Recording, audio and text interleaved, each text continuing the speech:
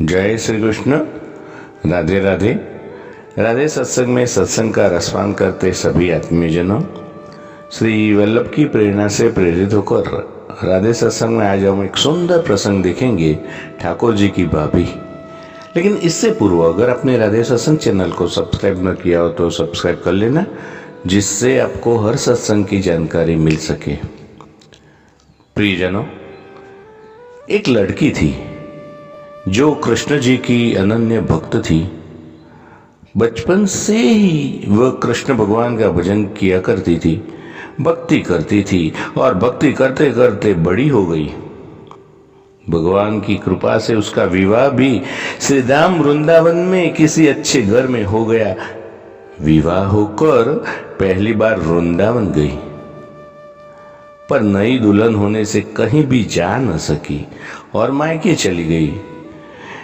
फिर वो दिन भी आ गया जब उसका पति उसको लेने के लिए उसके मायके आया।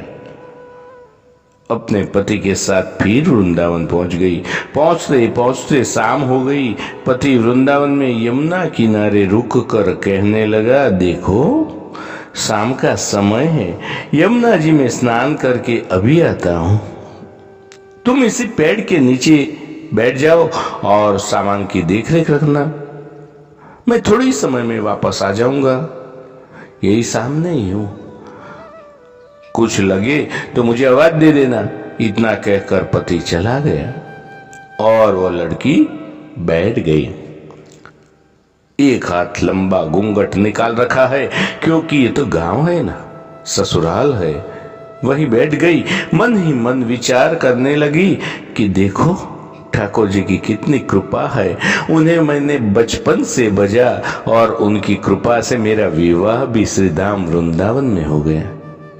इतने वर्षों से मैं ठाकुर जी को मानती हूँ, परंतु अब तक उनसे कोई रिश्ता नहीं जुड़ा। फिर सोचती है ठाकुर जी की उम्र क्या होगी। लगभग 11 वर्ष के होंगे।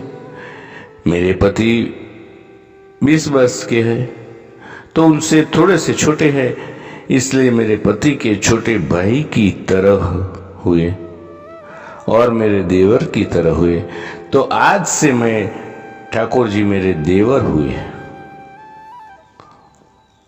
अब तो ठाकुर जी से नया संबंध लगा दिया। तो इस तरह से उसने ठाकुर जी को देवर बनाया और नया संबंध जोड़कर बड़ी प्रसन्नता हुई और मन ही मन ठाकुर जी से कहने लगी, देखो ठाकुर जी, आज से मैं तुम्हारी भाभी और तुम मेरे देवर हो गए।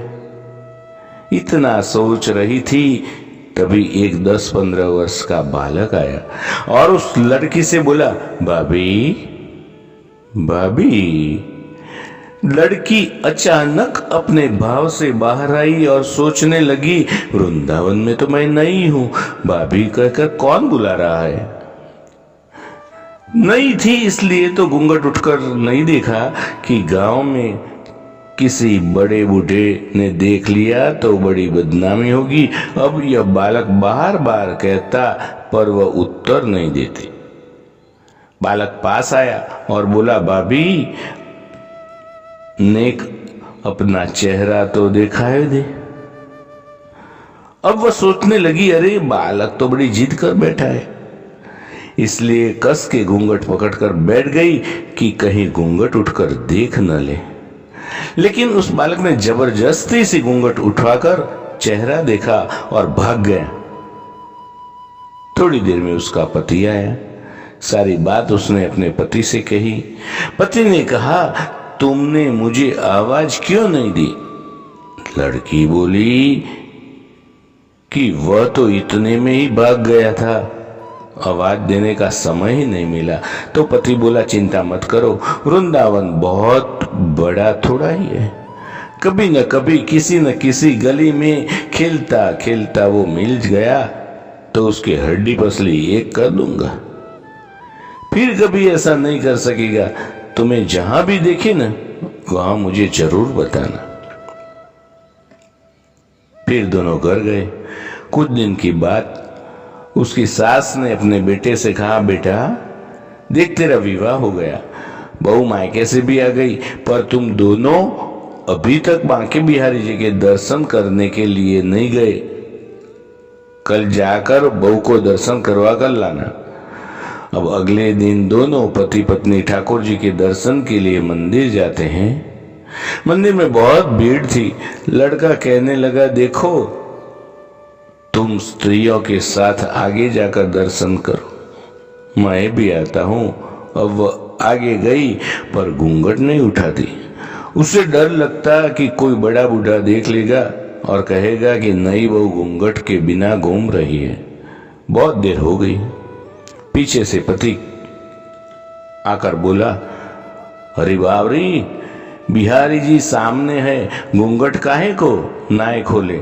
घूंघट नाय खोलेगी तो दर्शन कैसे कर पाओगी? अब उसने अपना घूंघट उठाया और जो बांके बिहारी जी की ओर देखा तो बांके बिहारी जी की जगह वही बालक मुस्कुराता हुआ दिखा। उसे देखकर एकदम चिल्लाने लगी, अरे सुनिए जी, सुनिए सुनिए, जल्दी से आओ, जल्दी से आओ। पति पीछे से भागा भागा आया और बोला, क्या हुआ रे?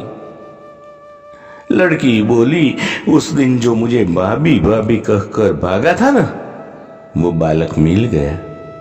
पति ने कहा, कहाँ है? अभी उसे देखता हूं। तो ठाकुर जी की ओर इशारा करके बोली कि ये रहा, आपके सामने ही तो है। उसके पति ने जो देखा अवाक हो गया।